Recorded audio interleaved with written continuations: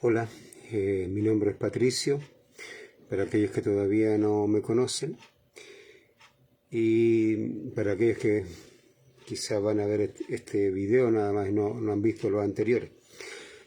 Bueno, nosotros hemos estado enseñando desde ya más o menos como 4 meses que llevamos.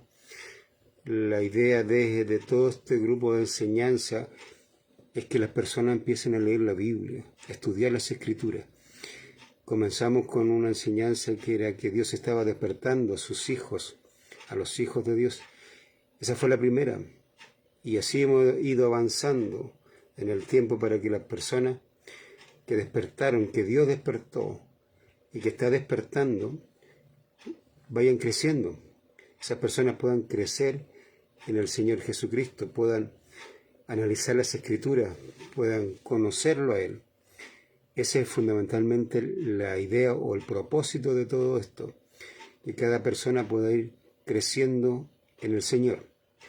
¿Ya? Y nosotros nos basamos fundamentalmente en 2 de Timoteo capítulo 3, versículos 16 y 17, donde dice que toda la Escritura es inspirada por Dios, útil para enseñar, para redarguir, para corregir y para instruir en justicia, a fin de que el hombre de Dios sea perfecto, enteramente preparado para toda buena obra. Nosotros estamos en corregir. Hemos visto enseñar, redarguir, ahora estamos en corregir, donde nos hemos detenido harto tiempo. También vimos 1 Samuel capítulo 7, versículos 3 y 4. Donde fundamentalmente lo que Dios le dice a Samuel, que le diga al pueblo que saque los ídolos que tenía en su corazón o en su vida, o los que le estaban sirviendo fundamentalmente.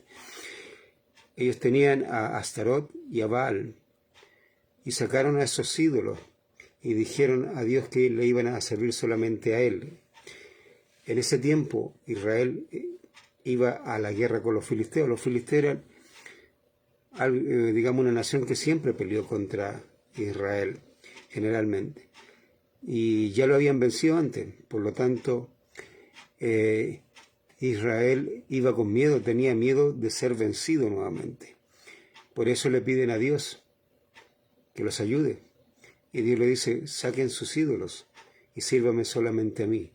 Y eso es lo que hicieron, empezaron a servir solamente a Dios.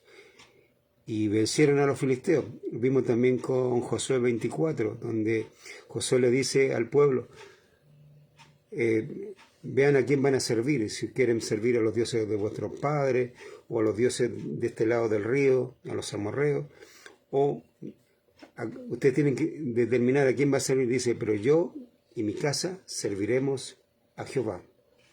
¿Ya? Eso lo dice. Y ahí es importante que usted tenga claro esto.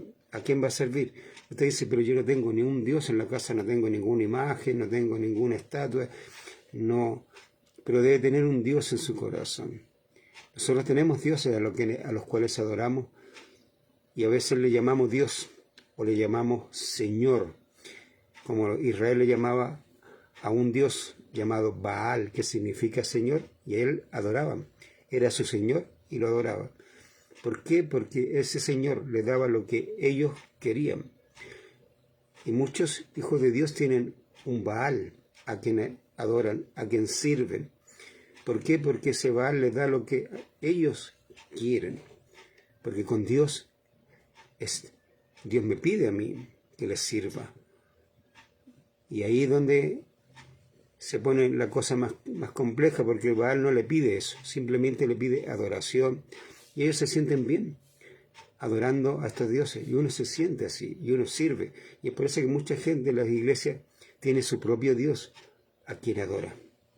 ¿Ya? Y eso es lo que Dios le pide, que saquen esos dioses de sus corazones para servir solamente a Dios.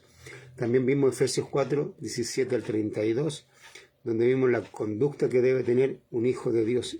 Por eso Pablo empieza a corregir a cada uno de los hijos de Dios. Vimos 2 Timoteo capítulo 2 del 1 al 25, donde vimos cómo se tiene que ir corrigiendo la doctrina. que no cualquier persona puede enseñar el Evangelio, sino tiene que ser una persona fiel e idónea. No cualquier persona puede enseñar el Evangelio. Nosotros a veces lanzamos a cualquier persona para que enseñe. No es así. El Evangelio es algo muy importante, por lo tanto no cualquier persona puede enseñarlo, ¿ya? Y en estas 2 semanas, más o menos 2 o 3 semanas, o 3 días aproximadamente, hemos estado viendo en cuanto a la doctrina, digamos, llamémoslo así, de la resurrección, que terminamos el martes pasado. Hoy vamos a ver ya el tema a corregir, pero antes yo quiero hacer un paréntesis. Antes de entrar de lleno ya a la enseñanza, quiero hacer un paréntesis. ¿A qué se refiere este paréntesis? Nosotros, en este mes, los chilenos, se está celebrando en estos días las famosas fiestas patrias, pero nosotros a veces no entendemos fundamentalmente qué se celebra en este tiempo. Bueno, independiente de lo que se esté celebrando la gente, en la gran mayoría, nosotros los hijos de Dios lo que debiéramos estar celebrando es el nacimiento del Señor Jesucristo. Usted dirá, ¿qué está diciendo esta persona? Si Cristo, según yo sé, nació en diciembre, no en septiembre. No es así. Y lo vamos a explicar. Voy a hacer, como digo, un breve paréntesis. No es una enseñanza así amplia, sino que bien por encima, para que ustedes vayan entendiendo esto. La idea de esto es que usted lo estudie, fundamentalmente. Este estudio no es mío, lo digo inmediatamente. Esto no es mío. Yo lo escuché, o mejor dicho, le puse oído cuando lo enseñaron en la Iglesia Centro Bíblico de Avellano. Y me llamó la atención. Y nunca se me ha olvidado esta enseñanza. El Señor Jesucristo nació en este mes, y muy posible en esta fecha. La Biblia nos dice exactamente la fecha, pero vamos a ir viendo. Miren, para eso yo les invito a ir a Lucas capítulo 1, donde yo ya estoy posicionado. Lucas capítulo 1, y vamos a leer el versículo 5 y 6. Lo ideal es que usted pueda leer todo el capítulo 1 de Lucas. Lucas está en el Nuevo Testamento, y como todas las veces yo le digo, ojalá tenga una Biblia en sus manos. Una Biblia para que usted empiece a escudriñar. Y esto, lo único que, esto es un canapé, si puedo decirlo así, un anticucho, como nosotros decimos aquí, que es un fierro donde se le entierra diferentes tipos de carne y se le da a las personas, ¿ya? Es para que usted lo pruebe y quiera comer más. Es para eso, fundamentalmente.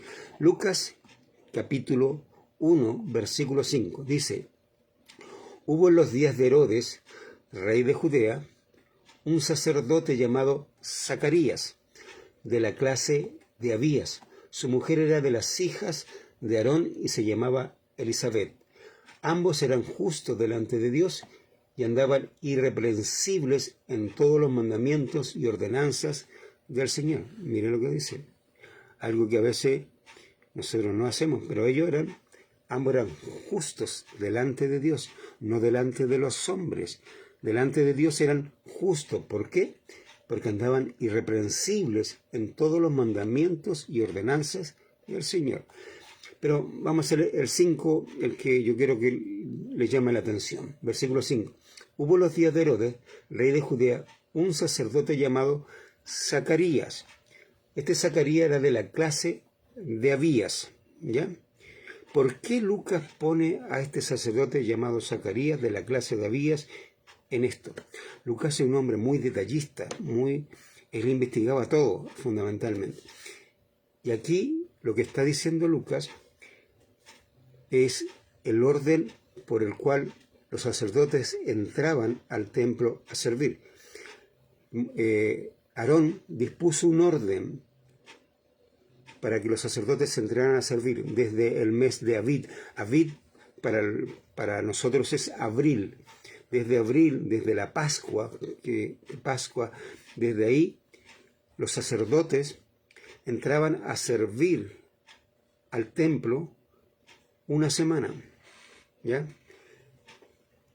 el Zacarías pertenecía a la clase de Abías. Mire, le invito a ir a otro libro del Antiguo Testamento, que es Primera de Crónica. Primera de Crónica está posteriormente a Segunda de Reyes, Primera de Reyes, etc.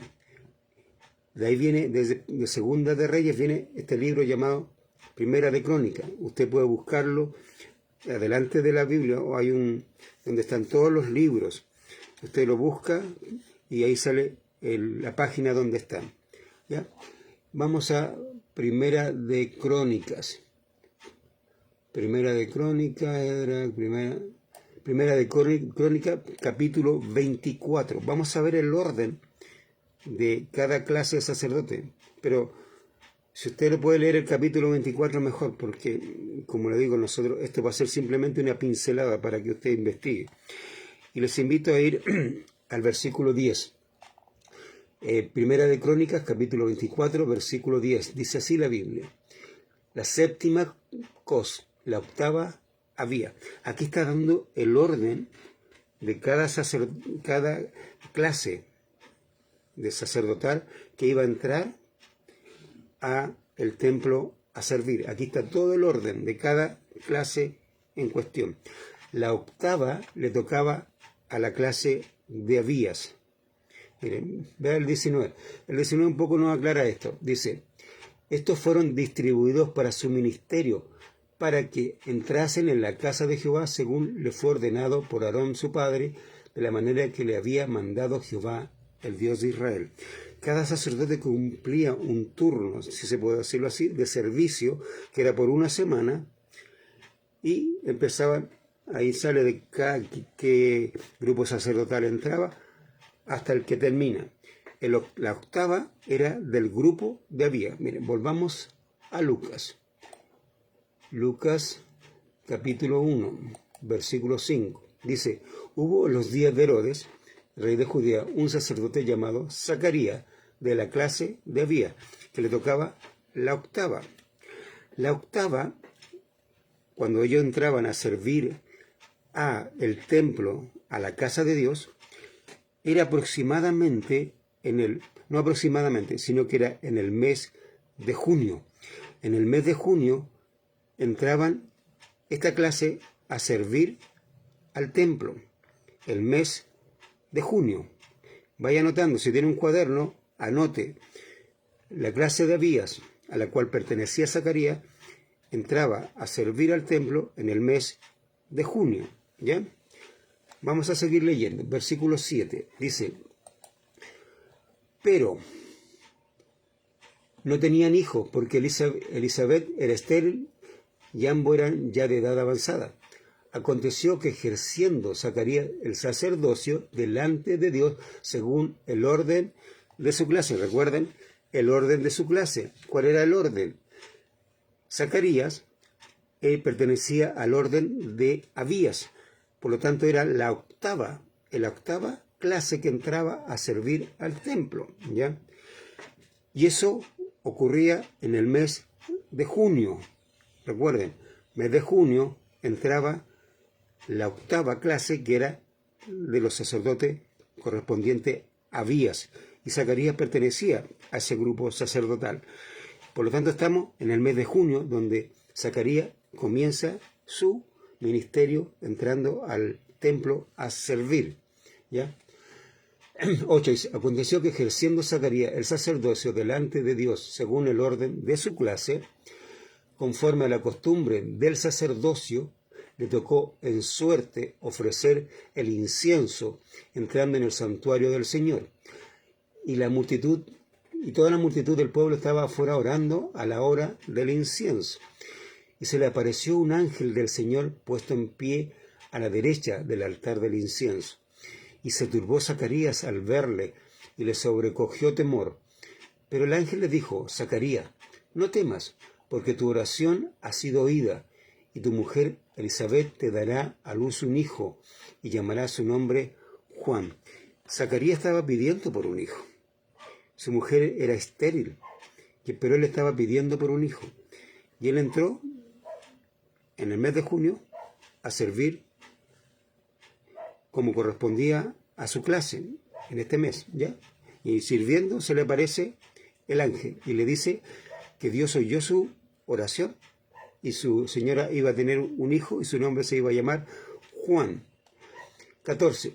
Y tendrá gozo y alegría, y muchos se regocijarán de su nacimiento, porque será grande delante de Dios. No beberá vino ni sidra, y será lleno del Espíritu Santo, aún desde el vientre de su madre.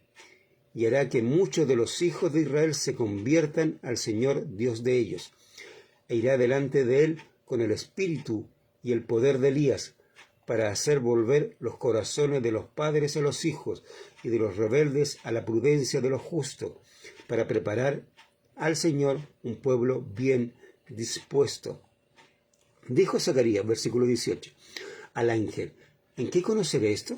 Porque yo soy viejo y mi mujer es de edad avanzada. Respondió el ángel, le dijo: yo soy Gabriel, que estoy delante de Dios, y he sido enviado a hablarte y darte esta buena nueva.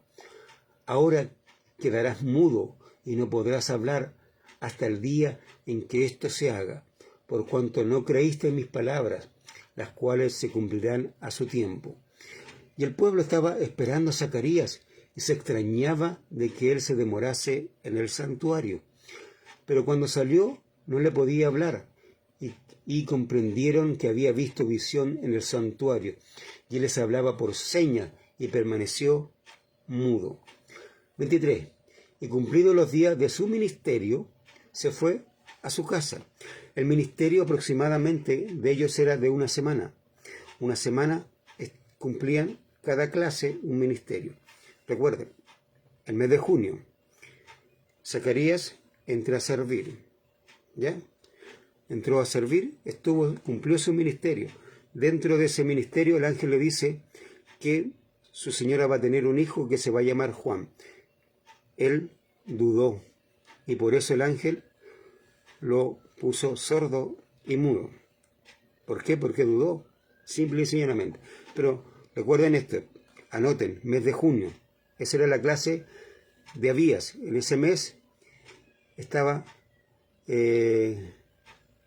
Sí, el ahora me pone 15 días, cada familia eran 24 familias, aproximadamente eran 24 familias de la clase de Aarón que iban entrando, por 15 días tenían su ministerio.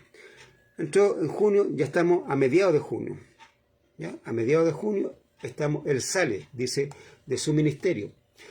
23. Y cumplidos los días de su ministerio, se fue a su casa. O sea, vamos, como a los 15 días del mes de junio, él se va a su casa.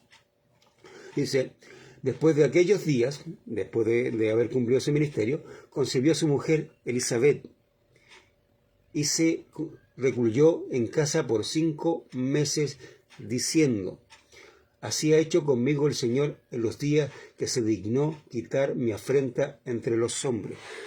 Elizabeth concibió entre el 15 a 16 del mes de junio. Concibió. Vaya anotando. Si usted tiene un lápiz y papel, anote. Mes de 15 16 de junio, ella concibió aproximadamente. Y 26. Al sexto mes, el ángel Gabriel fue enviado por Dios a una ciudad de Galilea llamada Nazaret. ¿Qué tenemos? Elizabeth, más o menos, entre el 15, 16 o 17 de junio, ella concibe. De aquí ya pasaron 6 meses. Empecemos a contar.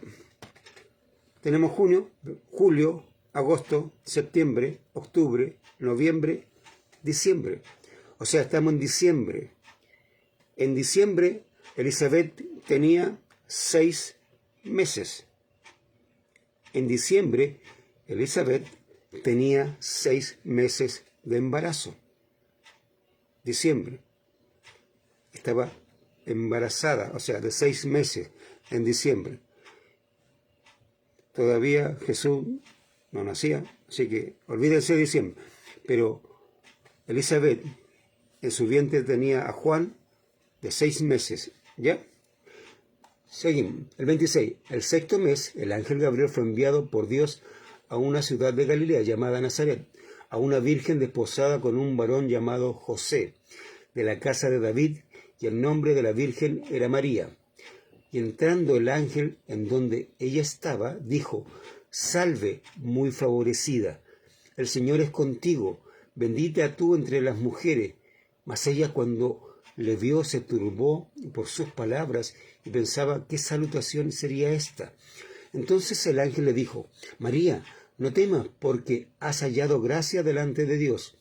Y ahora concebirás en tu vientre y darás a luz un hijo, y llamarás su nombre Jesús.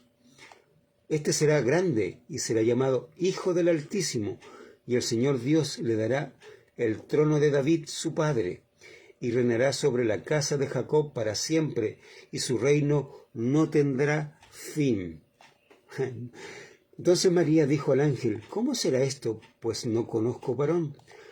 Respondiendo el ángel le dijo: El Espíritu Santo vendrá sobre ti, y el poder del Altísimo te cubrirá con su sombra, por lo cual también el santo ser que nacerá será llamado Hijo de Dios.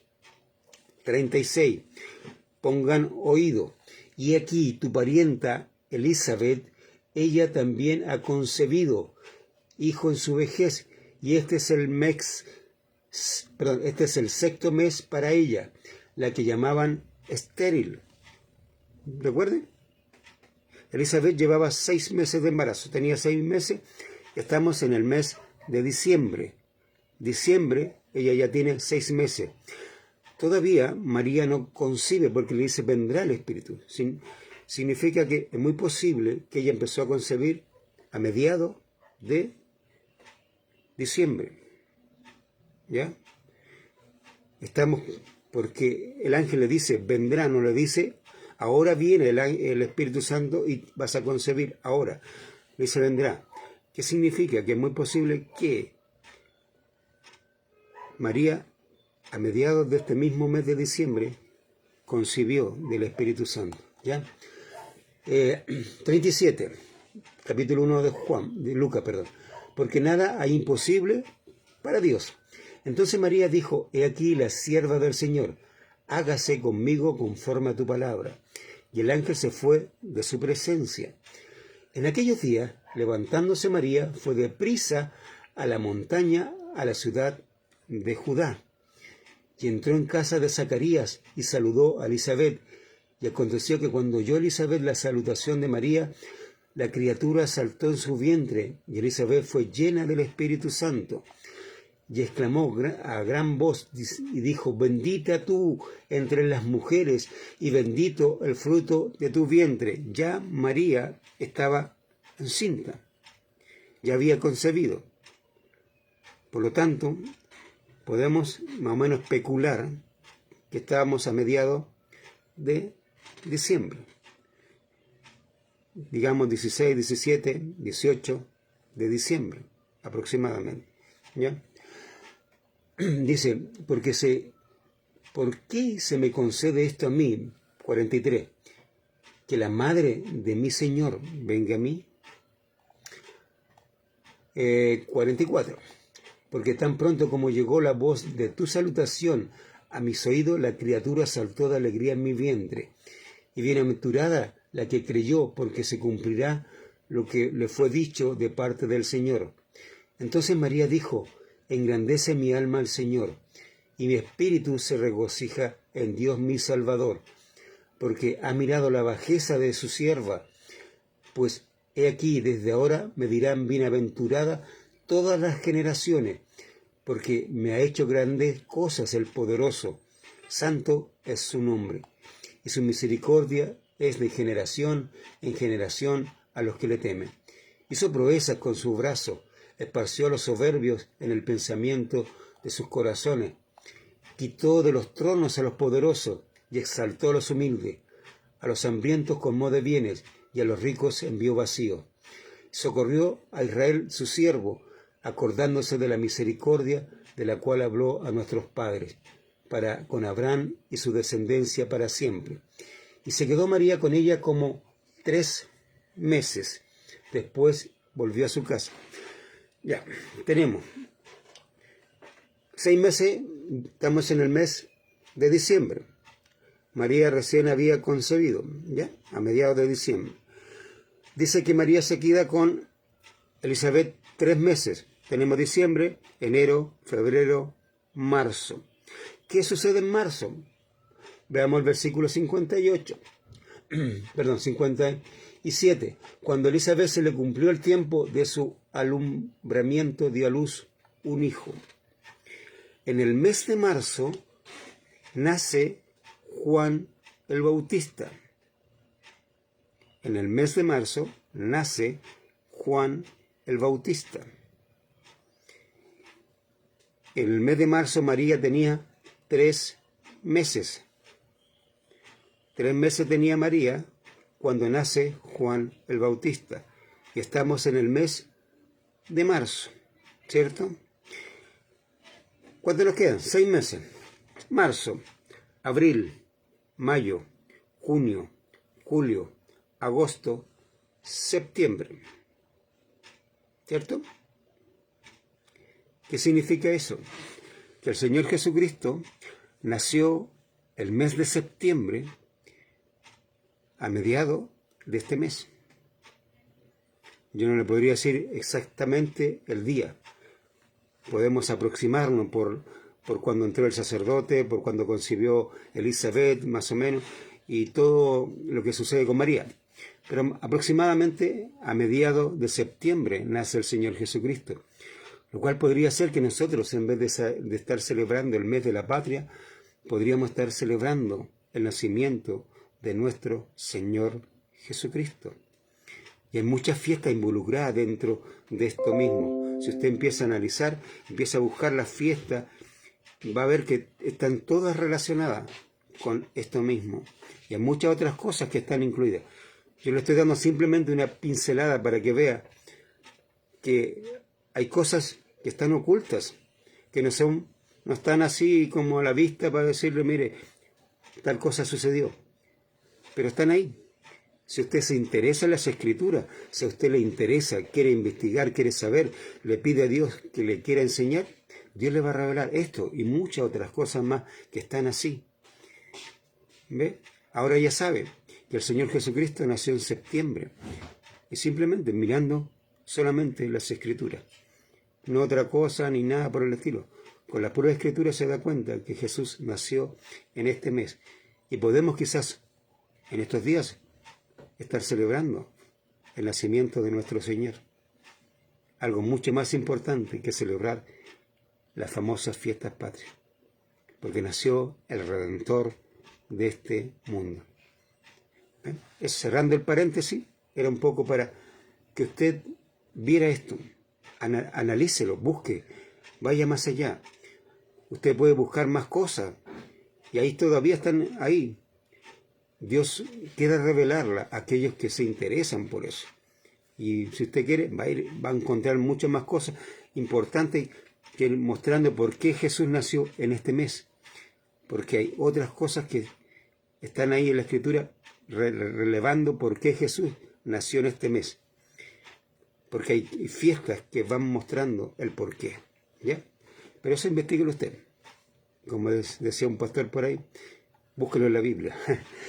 Vamos, ahora nos toca la lección que tenemos que analizar. Nosotros quedamos en el punto 1 de conociendo a nuestro enemigo. Ya vimos lo que era la resurrección. Y dentro de esto quiero también abrir un paréntesis. A nosotros siempre nos han enseñado el Evangelio una sola parte, que es que el Señor Jesucristo murió por nuestros pecados. Y hasta ahí, y no se sigue más. El Evangelio no termina ahí. El Evangelio dice que el Señor Jesucristo resucitó. ¿Y para qué resucitó?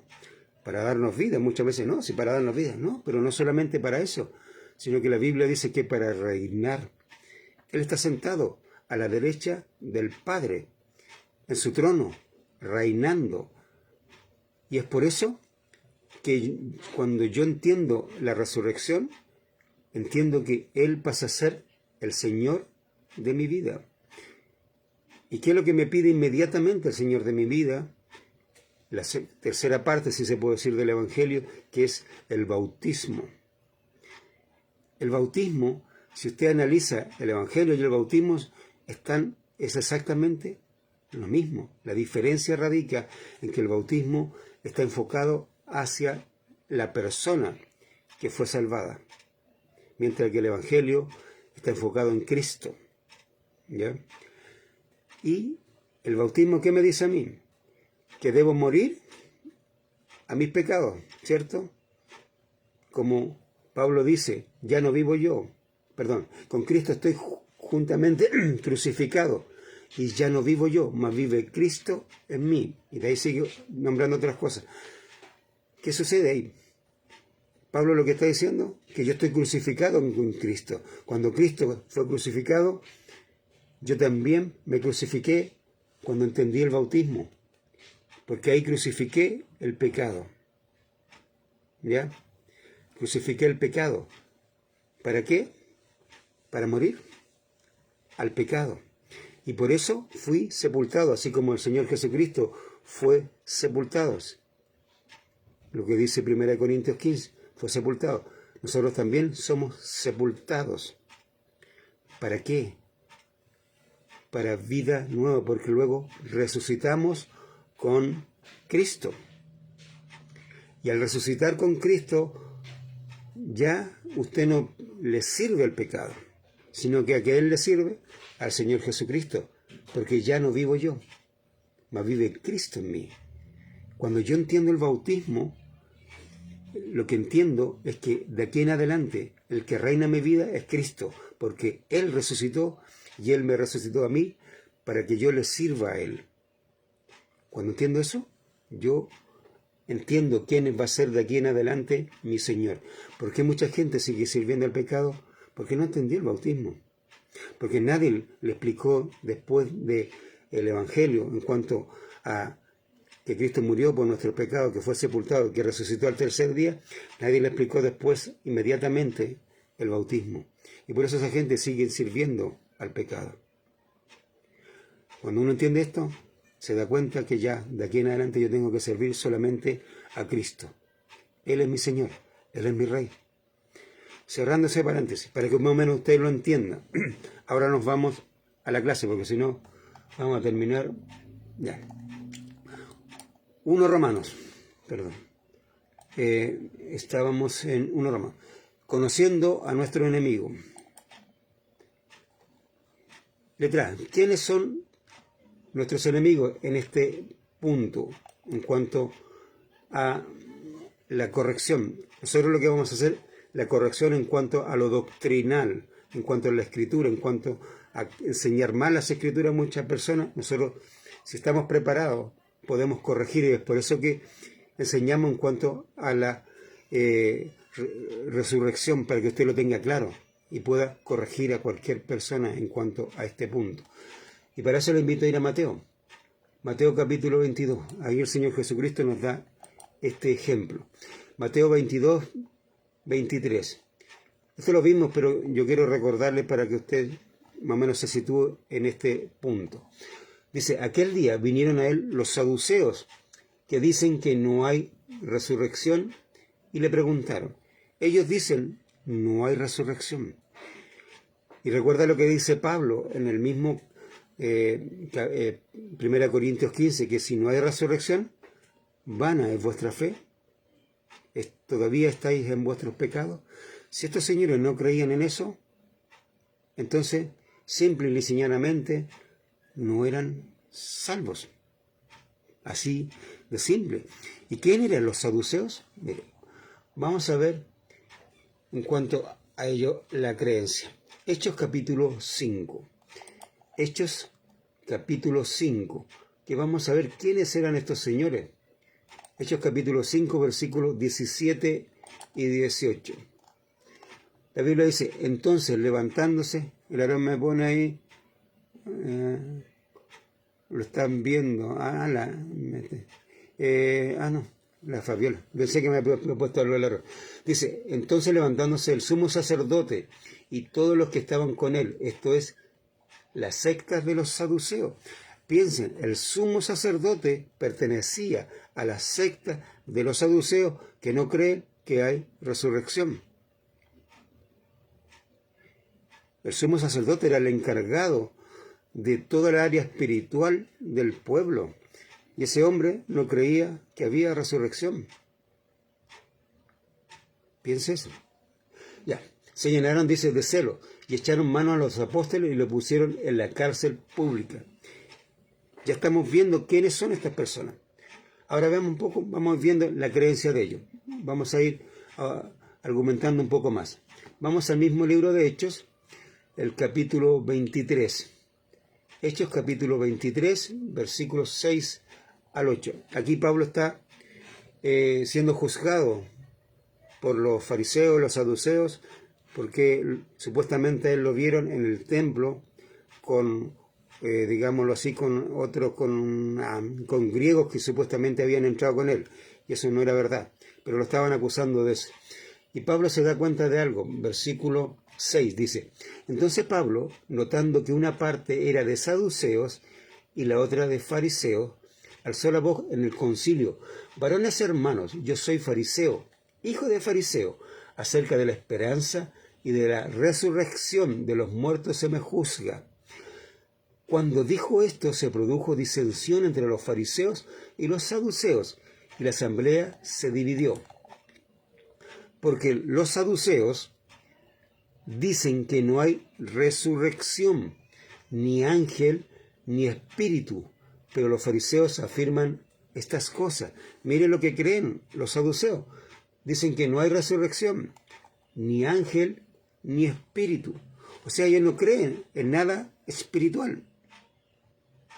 Y son los sumos sacerdotes de Israel. Yo quiero que un poco se estén como ubicando en esto, ¿ya? Empiecen a pedirle al Espíritu Santo que le empiece a dar un poco de sabiduría en cuanto a este tema. Miren, vamos a ver Juan capítulo 4. Juan capítulo 4,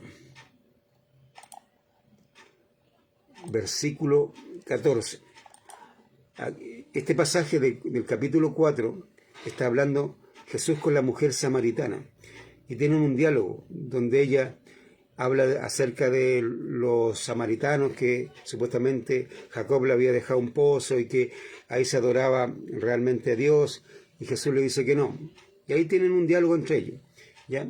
Y aquí Jesús le aclara este punto a la mujer samaritana. Juan 4:14 le dice: mas el que bebiere del agua que yo le daré no tendrá sed jamás, sino que el agua que yo le daré será... Perdón, me equivoqué. Lo que pasa que era más adelante. 24 creo. Sí. Es que yo quería leer del 14 al 24, pero voy a leer el 24 nomás. Dice: Dios es espíritu, y los que le adoran en espíritu y en verdad es necesario que adoren. Que dice la Biblia que Dios es espíritu. Perdón, espíritu. Los saduceos no creen en espíritu. Son los sumos sacerdotes. No creen en Dios. Extrapolémonos o pongámonos en la actualidad. ¿A quiénes representarían estos saduceos? La Biblia en Efesios capítulo 4 dice que el Señor Jesucristo es el que instituyó a apóstoles, ¿cómo se llama?, profetas, maestros, pastores, etc. Él instituyó a estas personas para la edificación, primero para la obra del ministerio y para la edificación del cuerpo de Cristo. Estos son los líderes espirituales de la iglesia, que están instituidos por el Señor Jesucristo, ¿cierto? ¿Qué sucede? Que con el tiempo esto se perdió. Ya no es el Señor Jesucristo quien escoge a las personas. Yo leí en esta semana, en la misma Biblia, algo que me llamó, o sea, fue como que empezaron a prender luces. Es cuando, por ejemplo, Salomón ya se empieza a alejar de Dios y se aleja totalmente porque las mujeres cambiaron su corazón. Ya viejo Salomón ya quiso experimentar otras cosas y buscó ídolos a querer servir. No le echemos la culpa a las mujeres, porque las mujeres digamos, inclinaron su corazón, pero no lo inclinaron porque lo obligaron a hacer eso. Él lo hizo solito. Él quiso hacerlo, no es que lo obligaron a hacer eso. Y Salomón se desvía. Después de Salomón viene su hijo, Roboam. En el tiempo de Roboam no sigue los consejos de los ancianos que tenía Salomón, sino que los consejos de sus amigos jóvenes. ¿Y qué hacen? Lo único que provoca es que se divida Israel. Y había una persona que se llama Jeroboam, Jeroboam creo. Este hombre, que el profeta Abías le dice que a él Dios le había dado las 10 tribus de Israel, le dice que busque a Dios. Pero este hombre, viendo que el pueblo se podía ir a adorar a Jerusalén y posiblemente se iba a volver al rey Roboam, que instituyó 2 becerros. Uno, no me acuerdo bien, en Betel creo, y el otro lo instituye en Dan. Pone 2 becerros en diferente. Los becerros lo que representan es al hombre, al siervo. Eso es lo que representan los becerros, al siervo. ¿Ya? Él instituye, o mejor hace estos siervos, si se puede decir, estos becerros, estos ídolos, y pone sacerdotes que no eran de la tribu de Aarón, sino cualquier persona. Lo puso como sacerdote de estos ídolos. Porque él quería que la gente, el pueblo de Israel, adorara supuestamente estos dioses. Porque él tenía miedo que el pueblo se le fuera a Jerusalén y volviera a Roboam. Y Dios me puso una cosa, me llamó la atención,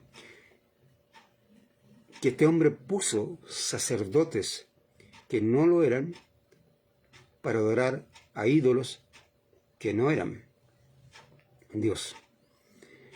¿Por qué? Porque Dios, cuando instituye, es Él el que llama. Y en la actualidad muchos siervos de Dios no son llamados por Dios.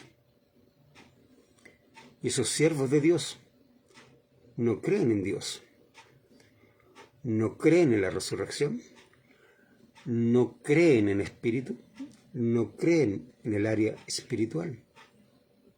No creen. Y es por eso que ustedes ven iglesias que están como están. ¿Por qué? Porque la persona que está ahí no lo llamó Dios. Así como estos sacerdotes saduceos, Dios no los llamó. Si ustedes leen el mismo libro de Lucas que estábamos viendo, que es un libro muy, muy, muy bueno, porque Lucas es muy detallista en cada cosa, Lucas dice que en el tiempo, habla del emperador que había en ese tiempo, y luego habla de los, digamos, las personas en cuanto al liderazgo que habían en Jerusalén.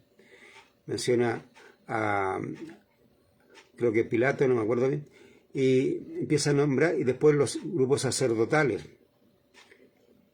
los nombra, pero dice que Dios llamó a Juan.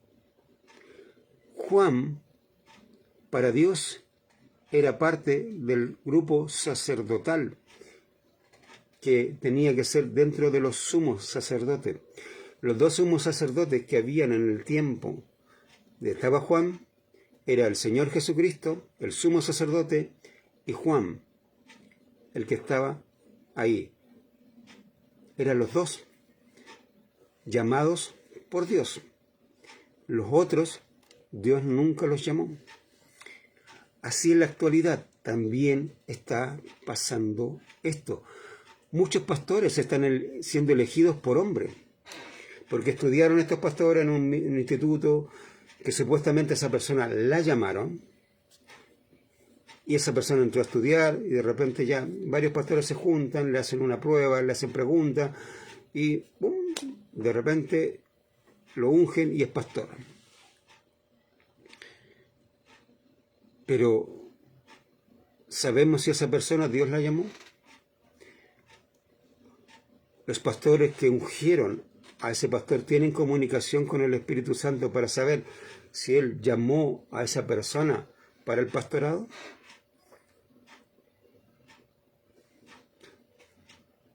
Hoy en día, hasta mucha gente en las iglesias toma el instituto como una cosa, como un instituto como cualquiera de afuera, secular, algo donde ellos se preparan, no para servir a Dios, sino para ganar plata.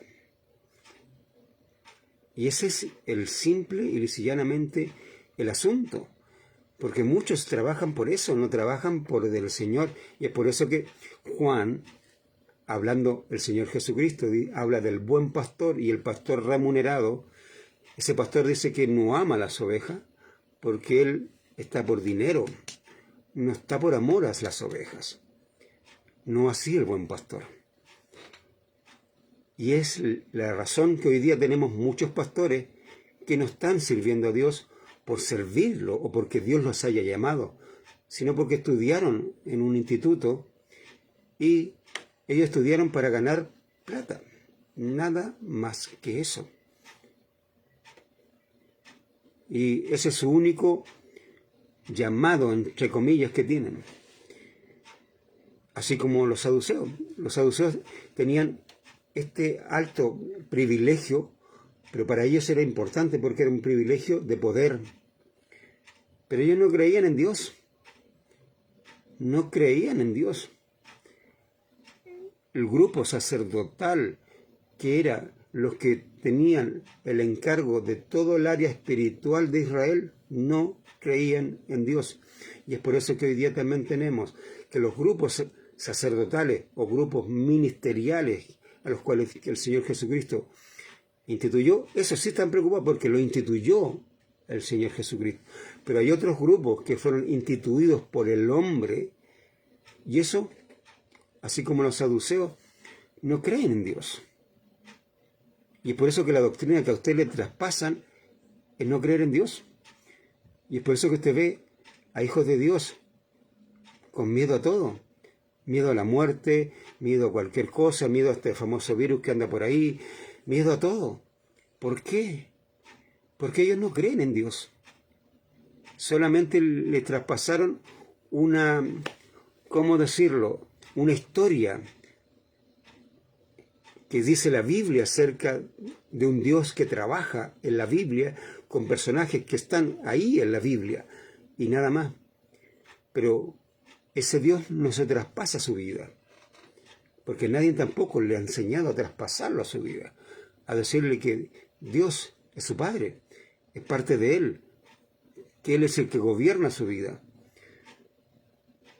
A mí me costó muchos años entender esto. Muchos años. A mí me enseñaron mal. Pero no solamente el que me enseñó mal, sino también la falta de preocupación de parte de mía por no querer saber. Porque si yo estoy interesado en las Escrituras, si yo estoy interesado en conocer las Escrituras, ¿qué hago? Busco la verdad. Y voy buscando hasta saber. Porque si yo no tengo interés, voy a aceptar lo que se me ven, lo que me den.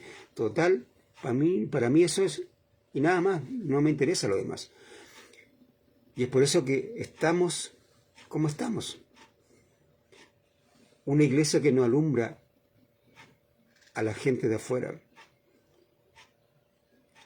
La gente de afuera, pregúntele si le interesa a Dios. Saben que mucha gente anda necesitada de Dios. El problema es que no ve a Dios en nuestras vidas. ¿Por qué no lo ve? Por este punto. Porque los saduceos no creían en Dios. Usted puede ser un hijo de Dios. Creyó en el Evangelio. Pero no tiene una relación con Dios. No ha conocido a Dios. Y como no lo ha conocido, usted no refleja a Dios en su vida. como yo tampoco. Y ese es el problema. ¿Qué ve la gente en mí? ¿Qué dice al verme? La gente, ¿qué opina? La de alrededor cercano a mí. ¿Es un canuto? ¿Es cualquier cosa? ¿Cuál es la opinión? Y eso no es que sea relevante, pero es una cosa que yo tengo que estar conociendo también, entendiendo eso. ¿Por qué esa gente no conversa conmigo? ¿Por qué no se acerca a mí? Porque no ve a lo mejor a Dios en mí, tan simple como eso. Porque ve que yo no creo en Él. Ese es el punto. Y ahí estamos con estos señores llamados saduceos, que eran líderes espirituales en ese tiempo. Y tenemos muchos líderes espirituales en la actualidad que no creen en Dios. ¿Por qué? Porque no creen tampoco en la resurrección. ¿A cuántos de nosotros nos enseñaron acerca de la resurrección? ¿A cuántos de nosotros nos explicaron el Evangelio como corresponde? El que Cristo murió por nuestro pecado, que fue sepultado, que resucitó al tercer día, y posteriormente el bautismo inmediatamente. A nadie, yo creo. Yo ni siquiera entendí el bautismo cuando me lo explicaron. Para mí, el punto era que, porque eso es lo que más me recalcaron, es que yo bautizándome era miembro de una iglesia. Y eso para mí fue el punto. Yo no entendí lo demás. Con el tiempo, leyendo las Escrituras, y porque Dios puso esa inquietud en mí, no es que yo me haya nacido y yo busqué, no, Dios puso esa inquietud en mí, vi lo demás. Y ahí me di cuenta, y ahí pedí perdón, y ahí le dije, Señor, ahora lo entiendo y ahora sé lo que es. Pero, ¿cuánto tiempo pasó entre medio? Mucho. Y la idea es que usted no pase lo mismo que nosotros pasamos. Por eso sea observador. Observe, Dios le dio ojos. Cuando mucha gente dice que la fe es ciega, mentira. La fe tiene los ojos bien abiertos y ve con claridad. Ve lo que pasa alrededor. Cuando usted tiene fe, ve todo. Ve aún aquellos que no están enseñando correctamente. Es por eso que nosotros estamos enseñando esto, para que usted se distinga a aquellos pastores, a aquellos misioneros, a aquel líder espiritual que no está enseñando las Escrituras, que no cree en Dios. Aun cuando, porque estos saduceos pescaban los rollos. Ellos leían los rollos todos los sábados. Pero ¿cuál era su punto fundamental de ello? Muchas veces Jesús hizo, si se dan cuenta, los que han leído el libro de Mateo, Marcos, Lucas, Juan, cuando Jesús hizo todos los milagros, o sanó, mejor dicho, cuando Jesús sanó e hizo milagros también, los días sábados, ¿por qué?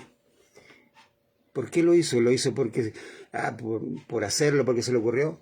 No, él lo hizo con un objetivo, porque él sabía que tanto los saduceos y los fariseos tenían el día sábado no como algo como Dios lo había enseñado, sino lo habían instituido como una cuestión ya más cerrada, una cuestión donde casi la persona no podía hacer nada, ni siquiera pedir ser sanado.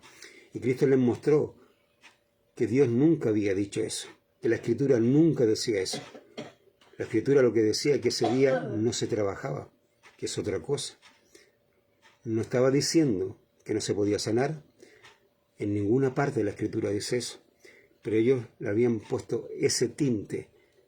Y Jesús más le hincó el día sábado.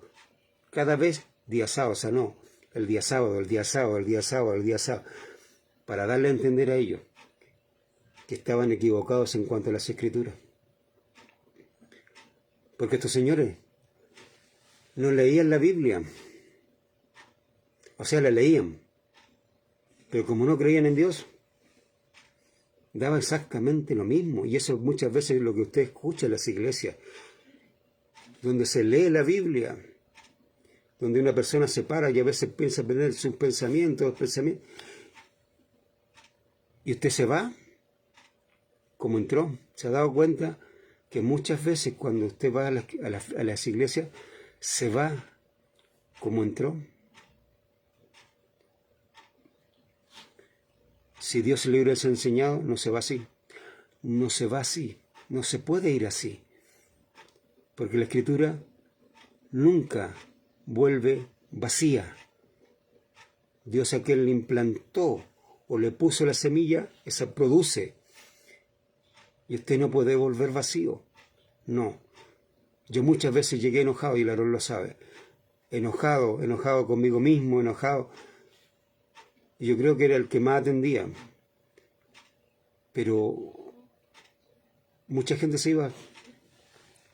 Igual como se fue ese eunuco cuando llegó al lugar donde estaban enseñando, escuchó el libro de Isaías, se compró el rollo para leer porque le interesó, le llamó la atención, pero nadie le explicó, no entendía nada, pero algo le llamó la atención, algo le dijo, cómpralo, tenlo, porque sabía, bueno, Dios le iba a poner en el camino a alguien que le iba a explicar algo que en el templo o en el lugar donde estaban estos señores nadie le explicó. ¿Por qué? ¿Por qué pasa eso también en las iglesias? Que gente llega y se va, vacía como entró, así como el eunuco. Y Dios tiene que ponerle a alguien en el camino a esa persona para que le pueda explicar lo que nadie le pudo explicar en la iglesia donde entró. Yo no quiero que miren como una crítica. Esto es un consejo, esto es una cosa que nosotros tenemos que entender. Es algo importante, es algo que Dios nos abofetea para que entendamos. Esto no es cualquier cosa. Por eso veamos a quiénes está poniendo Dios. Ahora me pone ese, porque son más importantes los mandamientos de los hombres y las tradiciones que las mismas palabras de Dios. Y es verdad. El mismo Señor Jesucristo lo destaca. Recuerden cuando Jesús le dice, este pueblo de labios me honra, mas su corazón está lejos de mí. Y al por qué lo explica, dice, porque todo lo que se le ha enseñado son mandamientos de hombre. Y eso es la cosa. Y a nosotros nos han enseñado exactamente lo mismo. Nuestro corazón, ¿dónde está? ¿Está cerca de Dios? Cada vez se aleja más de Dios, cuando debiéramos estar más cerca de Él, entendiendo las Escrituras, conociéndolas, probándolas, saboreando, como dice el Salmo 1, deleitándome en las Escrituras, como lo hacía Samuel, como lo hacían todos aquellos profetas del Antiguo Testamento, como lo hacía la iglesia del Nuevo Testamento, que ellos ¿sabe por qué oraba la iglesia del Nuevo Testamento? Para que Dios le diera valor para predicar las Escrituras. ¿Por qué ora la iglesia actual? Porque está enfermo el hermano, está enfermo de fulano, está enfermo de acá, está enfermo el de allá, pídeme por mí porque no tengo trabajo. Esas son las peticiones de la gente actual, de la iglesia actual. ¿Cuán alejados estamos en cuanto a lo que la Escritura enseña? Muy alejados. Mire, sigamos un poco. Tenemos quienes eran, tenemos su creencia. Sabemos que ellos no creían en la resurrección. Lo vimos también con 1 Corintios 15, del 12 al 18, que es muy posible que estos saduceos hayan metido esta doctrina en la iglesia, así como los fariseos, que creyeron algunos, metieron también la doctrina para que tenían que, ¿cómo se llama? Judaizar, muchos de ellos tenían que, ¿cómo se llaman esto? Se me olvida. Tenían que cortarse el prepucio, pero tiene una palabra que en este momento no me acuerdo. La tengo ahí, pero no me acuerdo. Y ellos estaban a los hijos de Dios, a la iglesia, que no eran, digamos, judíos, le estaban diciendo que tenían que cortarse el prepucio. Le estaban diciendo cosas que tenían que ser casi como hacerse judíos. Y lo cual, proselitismo estaban haciendo, esa es la palabra. Y eso no era... De hecho, se juntó la iglesia a conversar este punto, y cuando envían una carta le dice hay cosas que en particular no tienen que hacer, que era ahogado, sangre, no me acuerdo las otras cosas más, pero eran pocas las cosas que no estaban dentro de esto, el proselitismo. Los saduceos también empezaron a meter esta cosa en la iglesia, en cuanto a que no hay resurrección. Y por eso Pablo en 1 Corintios empieza a explicar este tema, porque muchos ya estaban creyendo que no había resurrección. Y ese era el problema. Y eso es lo que estaban haciendo. Y mire, veamos Mateo. La pregunta de estos señores saduceos que no creen en Dios, como muchos hoy en día no lo creen. Aarón le dice que, estas eran las cosas que la iglesia le manda como carta a través de Pablo, Bernabé y de otros más, diciéndole que lo que no tenía que hacer la iglesia o lo que le prohibían: fornicación, ahogado, sangre y sacrificio a ídolos. Esas eran las 4 cosas que ellos le decían que no hicieran. Fundamentalmente, y eso era lo fundamental y era lo correcto.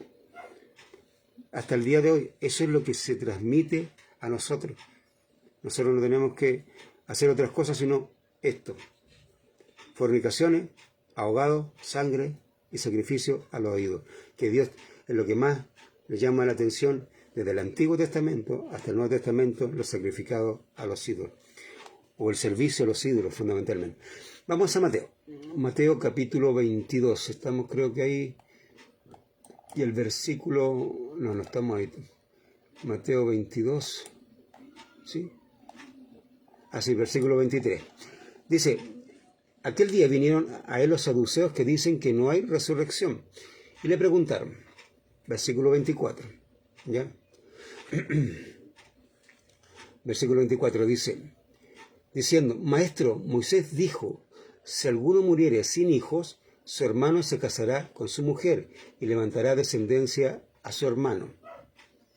La pregunta, ¿estaban en lo correcto en cuanto a esta pregunta? Sí. Era lo que dice la Escritura. Miren, vamos a ver. Deuteronomio. Ellos estaban usando la Escritura. Ellos eran líderes espirituales, por lo tanto tenían que usarla. Ellos no podían hacer una pregunta filosófica o psicológica al Señor Jesucristo, sino que iban a usar la Biblia. Deuteronomio capítulo 25. Deuteronomio capítulo 25, versículos 5 y 6. Dice así la Escritura: cuando hermano habitaren juntos y muriera alguno de ellos y no tuviere hijo, la mujer del muerto no se casará fuera con hombre extraño. Su cuñado se llegará a ella y la tomará por su mujer, y hará con ella parentesco. 6. Y el primogénito que ella diera a luz sucederá en el nombre de su hermano muerto, para que el nombre de éste no sea borrado de Israel. Es por eso que hacían esto, ¿ya? Eso es lo que los saduceos están preguntando. La pregunta es, ¿por qué lo están haciendo? ¿Por qué están tomando las Escrituras para hacer esto? Ellos tenían un propósito. Mire, vamos a ver Mateo, el mismo capítulo 22 de Mateo. Ellos tenían un propósito del por qué están preguntando esta cosa. Si esto no lo hacían por aprender o alguna cosa, sino que lo hacían con un propósito que lo hicieron también los fariseos anteriormente. 22:15. Dice: entonces se fueron los fariseos y consultaron cómo sorprenderle en alguna palabra. Este era el propósito de los saduceos al preguntarle al Señor Jesucristo esto. Los primeros lo hicieron en cuanto a lo político. ¿Recuerda a los fariseos con la moneda? Lo hicieron en cuanto a lo político. Esto lo están haciendo en cuanto a lo religioso, llamémoslo así. Y eso es lo que querían. Ellos no creían en la resurrección. Por lo tanto, su objetivo no era que Jesús le enseñara acerca de la resurrección, porque ellos no lo creían y no lo iban a creer. El propósito era sorprenderlo en alguna palabra. Miren, vamos entonces. Tenemos la Escritura, Deuteronomio. ¿Estaban usándola correctamente? Sí. Pero no era el propósito. Vamos a ver. También le narran una historia que era real de ese tiempo. Mateo 22, versículo 25 al 27. Dice, después que le mostraron lo que decía Deuteronomio, o le explicaron más o menos lo que decía eso. 25 dice, hubo pues entre nosotros 7 hermanos. El primero se casó y murió, y no teniendo descendencia dejó su mujer a su hermano. De la misma manera también el segundo y el tercero hasta el séptimo, y después de todos murió también la mujer. O sea, lo que le están narrando esta historia es que hubo 7 hermanos. El primero de ellos se casó con una mujer. Murió el primero, murió el segundo, murió el tercero, murió el cuarto. Los 7 hermanos murieron. La tuvieron por mujer, pero ella no pudo tener hijos, no tuvo hijos de ninguno de ellos. Esa es la historia que le narran. Primero, la escritura. Luego, una narración real. ¿Ya? ¿Cuál era el objetivo? Sorprenderlo en alguna palabra. Ellos no creían en la resurrección, así que olvídense que estaban buscando respuestas o enseñanza o algo así. No lo estaban buscando. Ellos estaban buscando cómo sorprenderlo en alguna palabra al Señor Jesucristo. Les muestra la escritura y un caso real. Veamos la pregunta. Aquí viene la pregunta, ¿ya? Dice, ¿de cuál de los 7 será ella mujer, ya que todos la tuvieron? Mateo 22, 28. Dice, en la resurrección, 27 la muerte también. Y después de todo murió también la mujer, ¿ya? En la resurrección, pues, ¿de cuál de los 7 será ella mujer, ya que todos la tuvieron? ¿Qué respuesta le daría usted a esta pregunta? Si no estuviera este pasaje y alguien le muestra Deuteronomio, capítulo 25, versículos 5 y 6, y le muestra una historia real, y le dice, después que murió la mujer, en la resurrección, ¿de qué más es mujer ella? Si todos la tuvieron. ¿Del primero porque fue el primero que se casó con ella? ¿O del último porque fue el último en que estuvo con ella casado?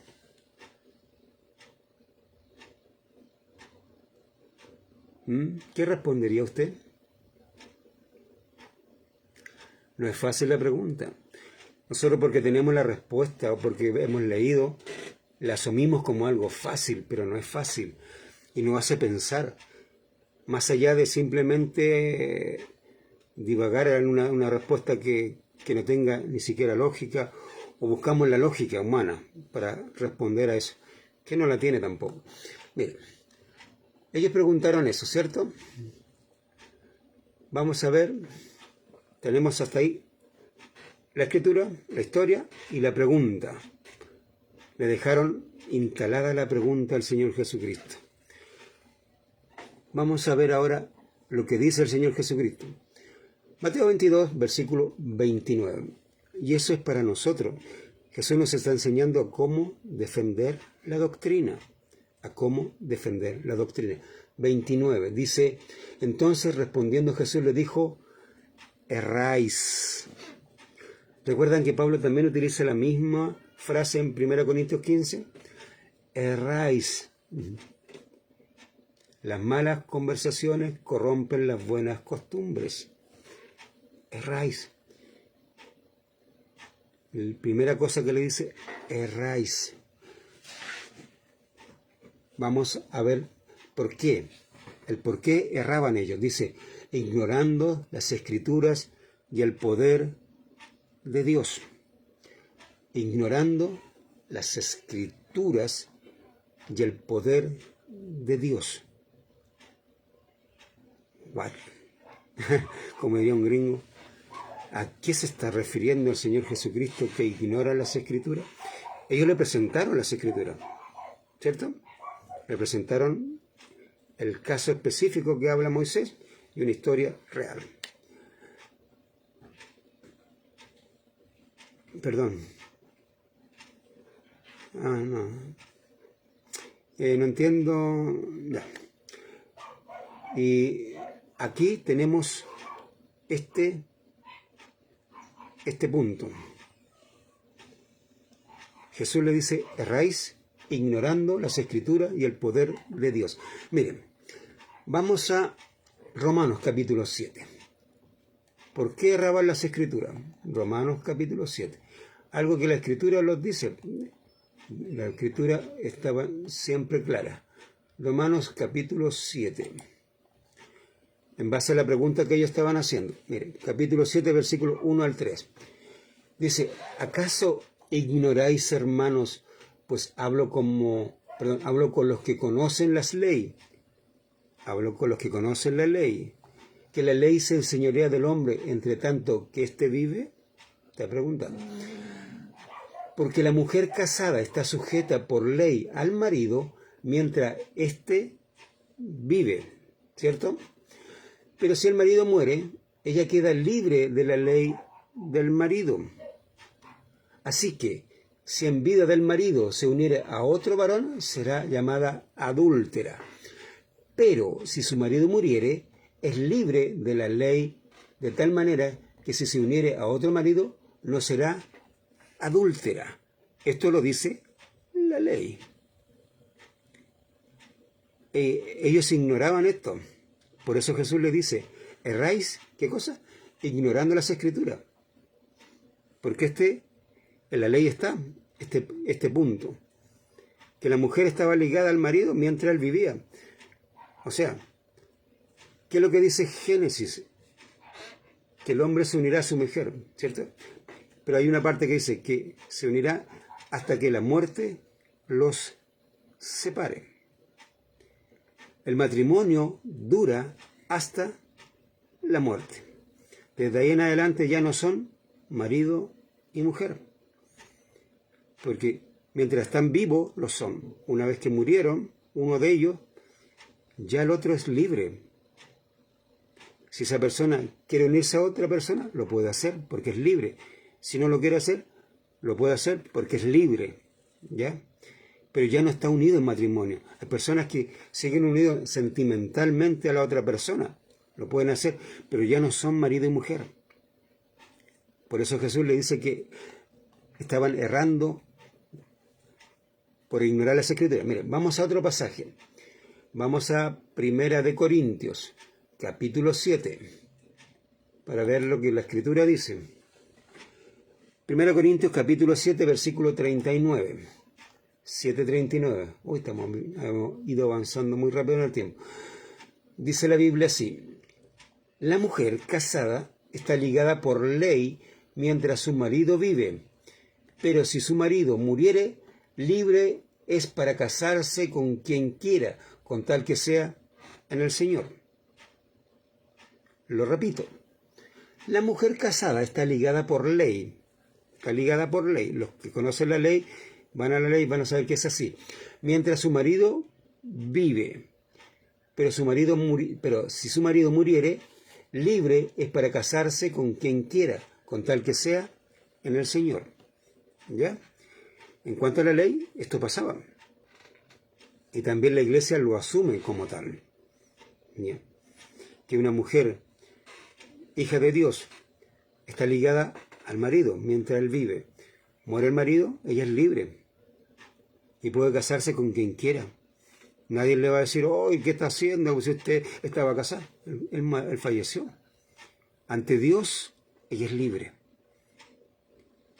Por eso Jesús le está diciendo que erráis ignorando qué cosa, las escrituras, porque la escritura dice este punto, a la pregunta que ellos estaban haciendo, de quién de ellos iba a ser mujer en la resurrección, sabiendo que la escritura dice que el matrimonio llega hasta la muerte del cónyuge, hasta ahí llega, ya después no son marido y mujer. ¿Ya? Vamos a Lucas, para seguir explicándole el mismo punto. Lo importante es que a usted le quede claro. No es que lo estoy haciendo por darle lata ni nada por el estilo, sino que le quede claro este punto. Porque mucha gente no tiene claro todavía estas cosas. Debiera tenerlo claro. Lucas capítulo 20, versículos 34 y 35. 34 y 35 del capítulo 20 de Lucas. Si tiene cuaderno, use cuaderno, anote los versículos. Si tiene una Biblia, tómela. Vaya a los versículos, si no le da con rapidez para hacerlo, anote y posteriormente busque, vaya examinando, si quiere lea todo el capítulo para que usted vaya entendiendo, vaya adquiriendo sabiduría, entendimiento, conocimiento, inteligencia. Dios le va a ir mostrando, el Espíritu Santo le va a ir enseñando, para que usted también sepa defenderse muchas veces. Dije 34 y 35, Lucas 20. Dice, entonces respondiendo Jesús le dijo, los hijos de este siglo se casan y se dan en casamiento, mas los que fueron tenidos por dignos de alcanzar aquel siglo y la resurrección de entre los muertos, ni se casan ni se dan en casamiento. Eso lo vamos a ver posterior, por eso lo estoy mostrando así nomás. Posteriormente lo vamos a ir examinando con más detenimiento lo que está diciendo en Lucas. ¿Qué quiere decir el Señor Jesucristo? Que toda persona que va a resucitar no se va a casar ni se va a dar en casamiento. No. ¿Por qué? Porque el matrimonio dura hasta la muerte, hasta que la muerte los separe. Y de hecho, cuando los casan les dicen, por Génesis, para ir al Génesis capítulo 2, al Antiguo Testamento, para que no digan que solamente el Nuevo Testamento está diciendo, entonces, lo dice desde Génesis, capítulo 2, versículo 24. 2.24 de Génesis. Perdón, me estaba yéndome para el 24. Voy a leer el 23. Dijo entonces Adán, esto es ahora hueso de mis huesos y carne de mi carne, y esta será llamada varona, porque del varón fue tomada. Por tanto, dejará el hombre a su padre y a su madre, y se unirá a su mujer, y serán una sola carne. ¿Ya? Aquí Dios los casa. En el 24 Dios los, digamos así, hace el matrimonio. Y después, posteriormente, el Señor Jesucristo explica que es hasta que la muerte los separe. ¿Ya? Y mire, hay algún punto que no está dentro de lo que estamos explicando, pero hay algo que, por ejemplo, hasta las iglesias se enseña mal. Dios le está diciendo tanto a Adán y a Eva lo siguiente, le dice, dejará el hombre a su padre y a su madre. ¿Cuándo el hombre deja a su padre, a su madre? Cuando tiene 15 años, cuando él ya pide libertad, cuando dice ya tengo que irme de la casa. ¿Es ahí cuando deja a su padre y a su madre? No. Dice, y se unirá a su mujer. Cuando el hombre se va a casar, deja a su padre y a su madre. ¿Qué sucede? En las iglesias a veces se le enseñan, no, estos cabros siguen a la costa de sus papás todavía ahí y están ahí como sanguijuelas chupándole la sangre a sus padres. Según la Escritura, el hombre tiene que dejar a su padre y a su madre, y eso no significa que viva a la costa de ellos, sino que ellos, si está viviendo con ellos, tiene que trabajar, etcétera, honrar a sus padres, pero él lo dejará cuando se va a casar, cuando se va a unir a su mujer, ahí los deja. Antes, no. ¿Recuerdan a Isaac? Isaac tenía más de 40 años y estaba todavía con Abraham. Había muerto su mamá. Isaac tenía más de 40 años. Hoy en día podrían decir, este gallo es un sanguijuela. Está sacándole, estrujando a sus padres, como estrujó a Sara y a Abraham, y todavía está ahí, ahora que se murió su mamá, y todavía sigue ahí. ¿Cuándo deja Isaac a Abraham? Cuando se casa con Rebeca, cumpliendo lo que dice la palabra de Dios.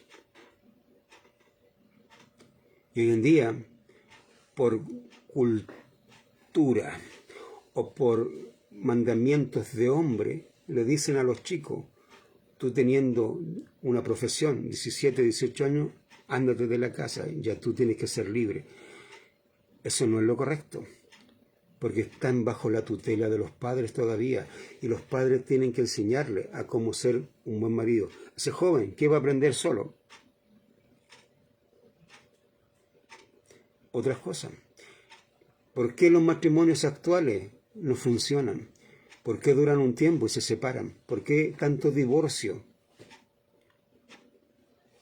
Porque no se está cumpliendo la palabra de Dios. No, si ya está ahí en una edad, ándate. empieza a hacer tu vida, empieza a construir, empieza a sentir que realmente lo que cuesta la vida. ¿Por qué? ¿No se le puede enseñar? Enséñele, haga que trabaje, haga que ese joven empiece a valorar en su hogar y empiece a enseñarle, para cuando ese joven salga a casarse, o se esté para casarse, sea una persona que perdure en su matrimonio. No sea que un tipo que dure un mes. Hay personas que han durado un día casados y al otro día se van a divorciar. Y eso es lo que muy comúnmente pasa hoy en día. Y pasa por esto, porque no se cumplen las escrituras. Y eso se enseña en las iglesias.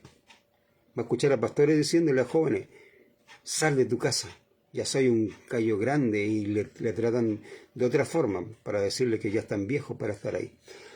Y la Biblia no dice eso. Ya, ese era un paréntesis. La cosa es que el matrimonio está instituido por Dios, pero también tiene una fecha de caducidad. Y es cuando uno de ambos o uno de ellos muere. Si muere el hombre, ella está libre para casarse con quien quiera. ¿Por qué generalmente muestran la muerte del hombre? Porque en el tiempo del Señor Jesucristo, la mujer, no porque Dios quisiera, no porque el Señor Jesucristo quisiera, sino porque los hombres, en base a sus propios mandamientos, habían rebajado a la mujer a un punto que tenía menos valor que un animal. Y la mujer no tenía derecho absolutamente a nada. Y es por eso que muchas veces la mujer no tenía peso alguno en la cultura o ciudadanía israelita. Porque no valían nada, pues si ella se le podía matar, las mataban y punto, y nadie iba a condolerse por la muerte de una mujer. El Señor Jesucristo sí. Él les dio valor. Él les dijo que ellas tenían importancia.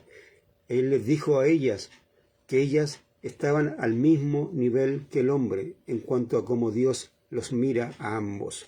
Que tienen diferentes responsabilidades, Que la mujer se ha confundido en eso, se ha confundido.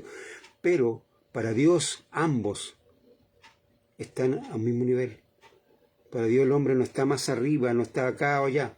En responsabilidad sí, el hombre es responsable y está un escalón más arriba de la mujer en cuanto a la responsabilidad del matrimonio.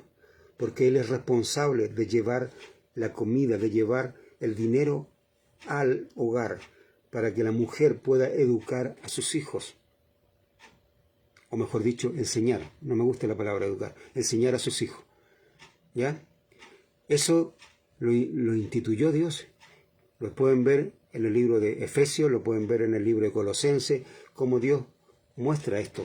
Y es bueno que nosotros también vayamos viendo cómo es el matrimonio, cuáles son los roles de cada uno, que cada cosa tiene que hacer uno, y la importancia de ambos. Para Dios, ambos son importantes. Para los judíos en ese tiempo la mujer no tenía ninguna relevancia, solamente tener hijos. Para ellos era porque si hubieran tenido otra forma de tener hijos, simplemente lo hubieran eliminado. Pero como era a través de la mujer que tenían que tener hijos, era como lo relevante nada más. Y así se le miraba. Y ese era el punto. Dios nunca puso a la mujer en ese estatus. Dios la elevó a un punto muy importante para él. De hecho, las primeras que vieron la resurrección del Señor Jesucristo fueron mujeres. Siempre Jesús envalentonó a las mujeres. Él siempre buscó en ellas y fueron las mejores que le sirvieron al Señor Jesucristo. Es una cosa que hay que ir valorando. Ya.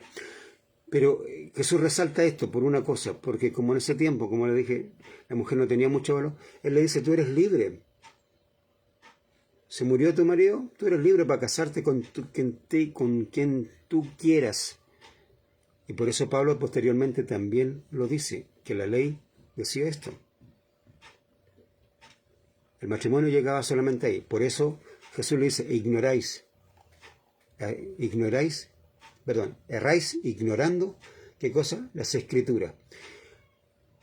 ¿Y qué otra cosa Jesús le menciona? Mire, vamos a Mateo capítulo 22. Estamos en Génesis. Mateo 22. Y subimos a donde sea. Mateo 22, versículo 29. Jesús le dice lo siguiente: erráis ignorando las Escrituras y el poder de Dios.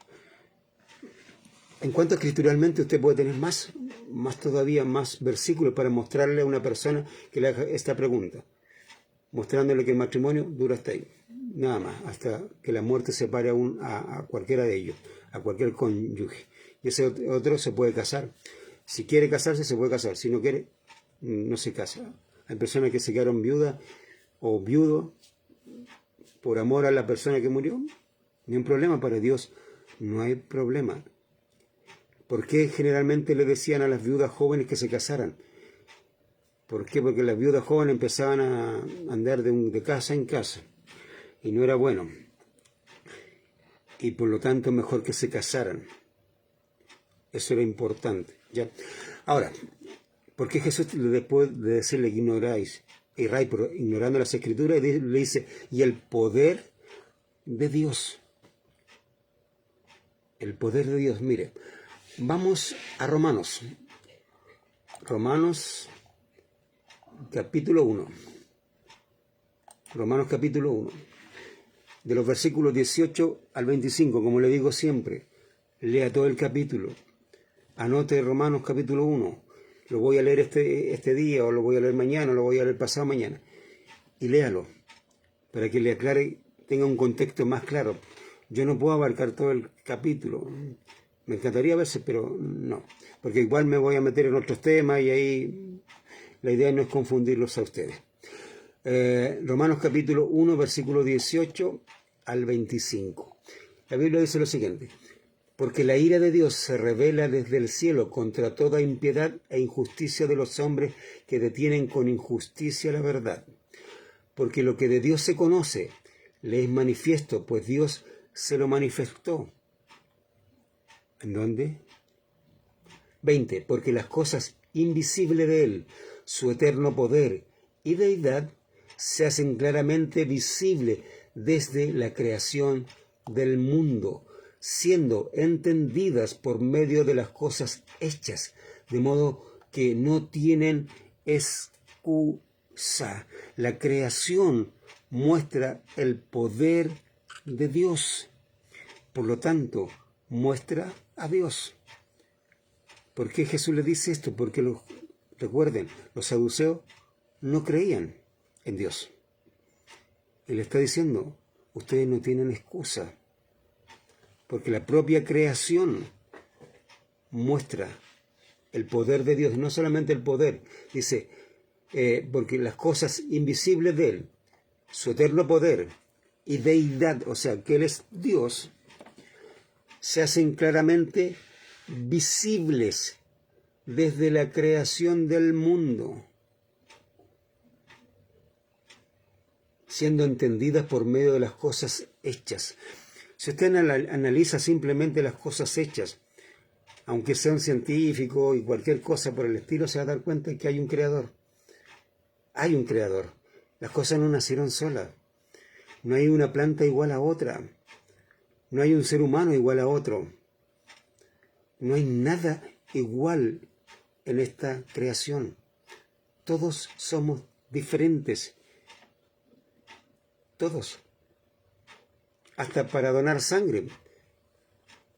Yo, si quisiera donar sangre porque se me ocurrió, yo no le puedo donar sangre a alguien que es, por ejemplo, RH, por ejemplo, se me olvidó el nombre de esta cuestión, que sea 0, por ejemplo. Yo no puedo. No tengo esa clase de sangre. Solamente para los que tienen RH negativo. Y a eso yo puedo darle sangre, pero a otras no puedo. Quizás solamente quedaría en el banco de sangre.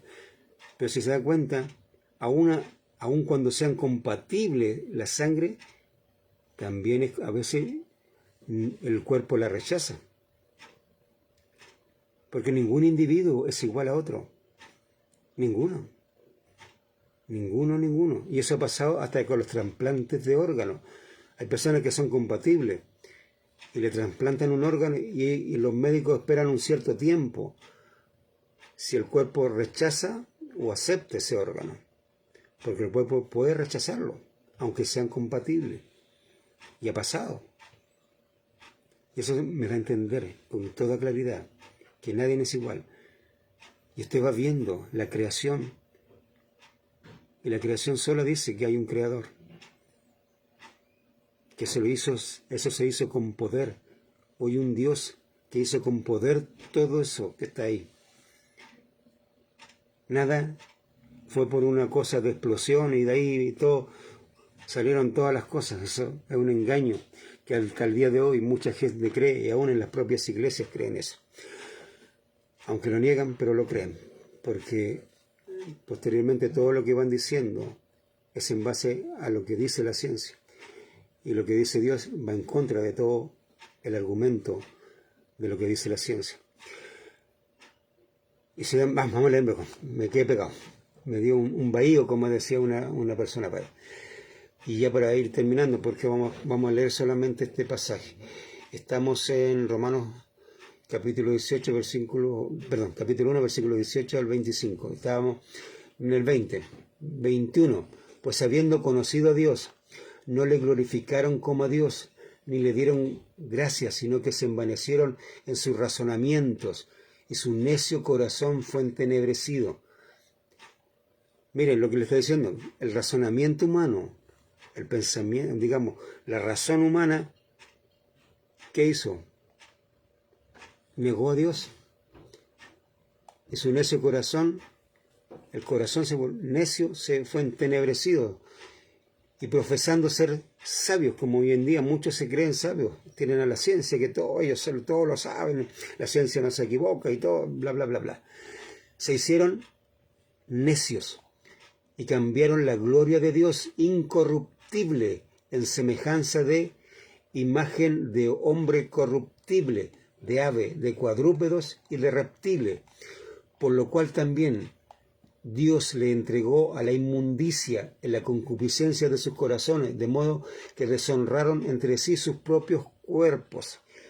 Y eso pasó, está pasando y va a seguir pasando, ya que cambiaron la verdad de Dios por la mentira, honrando y dando culto a las criaturas antes que al Creador, el cual es bendito por los siglos. Amén. Si se dan cuenta, lo que está narrando Pablo aquí es algo simple. El hombre, llámese ciencia, llámese lo que usted quiera, hasta los hijos de Dios, viendo la creación, podían decir que Dios es real. Como dice ese corito, mi Dios es real, porque lo siento en mi ser.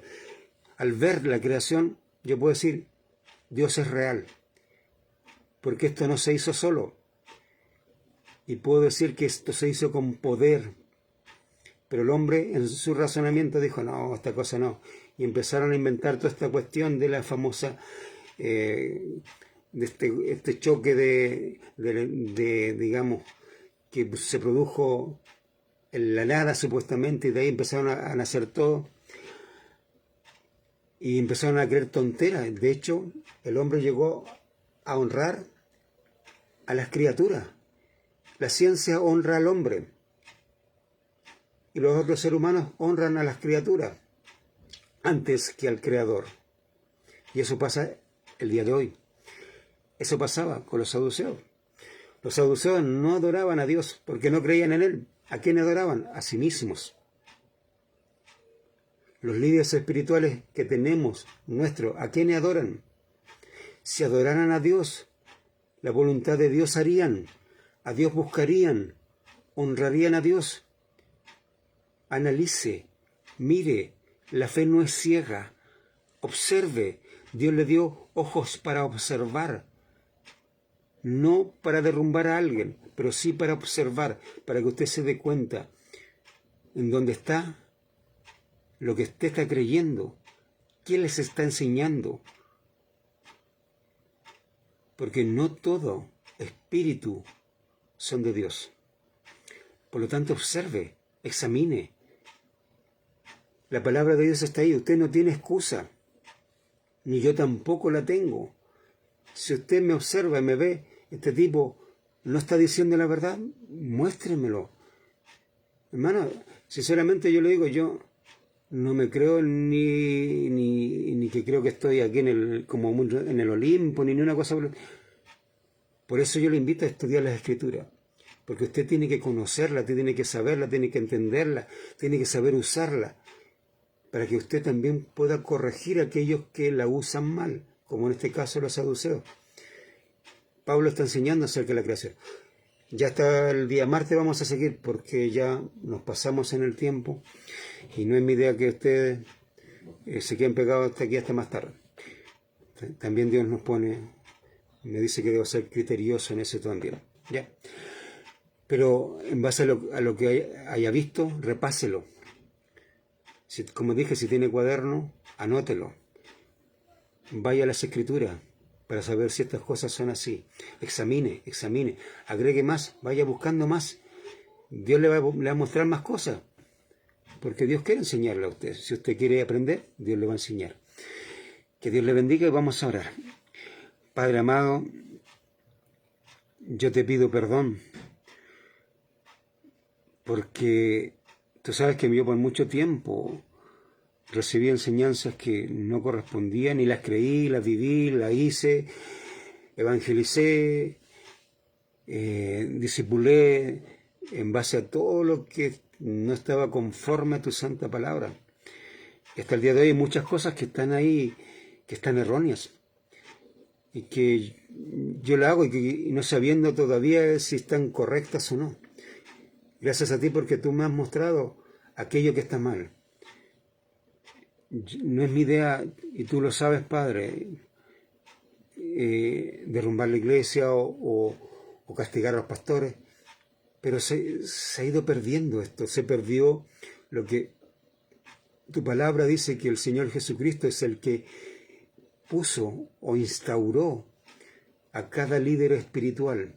Él es el que llamó, es el que está llamando.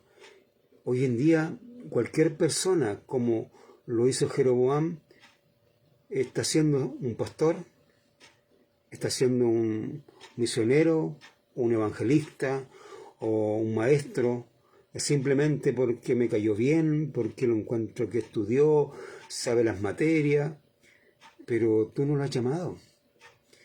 Si el Señor Jesucristo no lo llamó a ese ministerio, ¿qué va a enseñar esa persona? Y por lo mismo esas personas están transmitiendo las enseñanzas que están transmitiendo el día de hoy a mucha gente, porque tú no los has llamado. Y es la vida que estamos viendo también de las personas.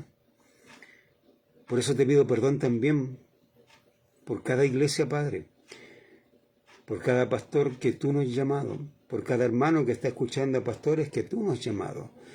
Abre los ojos de cada persona, por favor, Padre amado. De aquellos que todavía no los ha abierto, ábrelos, Padre, para que vean tu palabra. Y de aquellos pastores, que tú no los llamaste, también abre sus ojos para que vean, y dale una oportunidad también para que ellos puedan enseñar tu palabra y puedan seguir ese ministerio, aun cuando tú no los has llamado, para que tú le des esa, no sé cómo decirlo, Padre,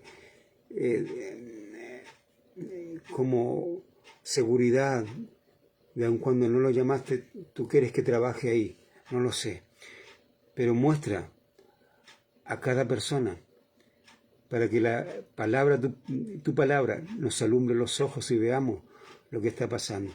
Gracias por todo, Padre.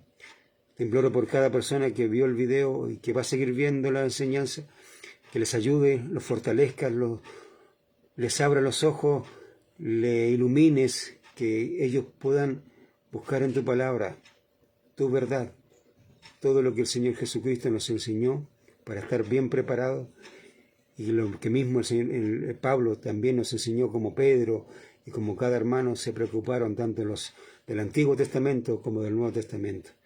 Gracias por todo. Te pido esto y tu bendición por cada hermano, por favor, Padre. Te lo imploro en el nombre del Señor Jesucristo. Amén.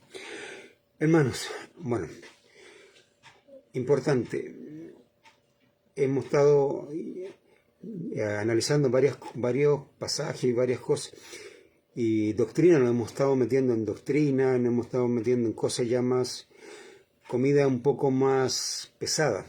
Quizás para personas nuevas esto no es bueno, pero lo importante es que usted tenga una relación con el Espíritu Santo y Él le va a enseñar.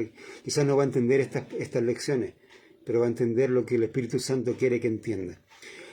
Y lo bueno es que usted crezca y que vaya creciendo para ser un varón, una mujer de Dios. Y que la gente, cuando los vea, digan, usted es un varón, es una mujer de Dios, porque lo veo en su vida. Porque Dios me ratifica que usted tiene palabra de verdad. Eso es lo que estamos buscando. Eso es lo que Dios quiere.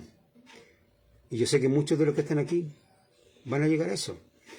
Y como yo converso a veces con Aarón, el anhelo de mi corazón es que ustedes el día de mañana me enseñen a mí. Yo aprender de ustedes.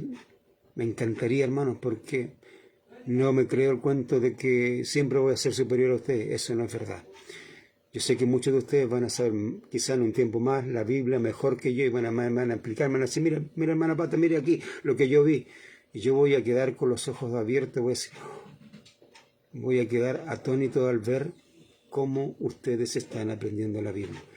Para mí ese día va a ser, pero de orgullo, se puede decirlo así, porque sé que Dios le está revelando más las Escrituras.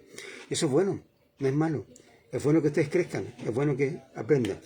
En cuanto a lo que íbamos a hacer con Aarón, vamos a esperar un tiempo más, y yo creo que la próxima semana le vamos a ir explicando mejor cómo lo vamos a hacer y el día que lo vamos a hacer. Va a ser igual el día domingo, pero todavía no, ¿ya?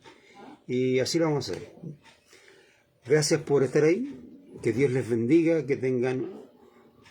Y recuerden, estamos celebrando, quizás no hoy día, yo no sé, ojalá fuera hoy día o mañana que el Señor Jesucristo nació. Estamos celebrando el nacimiento de nuestro Señor Jesucristo. Celebrémoslo en familia, oremos, demos gracias porque un día Él vino. Porque si Jesús no venía, aquí estamos todos fritos. Pero Él vino y nació en septiembre. Y hay que celebrarlo como Dios quiere. Que Dios les bendiga. Buenas noches. Nos vemos el martes.